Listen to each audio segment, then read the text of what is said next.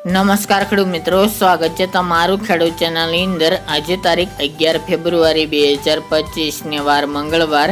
આજના ઊંચા માર્કેટ યાર્ડના તાજા બજાર ભાવ। તો ખેડૂત મિત્રો, આજે ઊંચા માર્કેટ યાર્ડમાં જીરુના ભાવમાં 300 રૂપિયાનો સુધારો જોવા મળી રહ્યો છે, તેમજ જીરુના ભાવ 4300 પ્લસ નોંધાઈ રહ્યા છે। સાથે જ મિત્રો, વરિયાળીના ભાવમાં પણ રેકોર્ડ બ્રેક વધારો યથાવત જોવા મળી રહ્યો છે। આજે પણ 9000 પ્લસ બજાર જોવા મળી રહી છે। તો ચાલો ખેડૂત મિત્રો, આપણે જાણી લઈએ કે રાયડો, જીરું અને અજમાના ભાવ શું ચાલી રહ્યા હતા।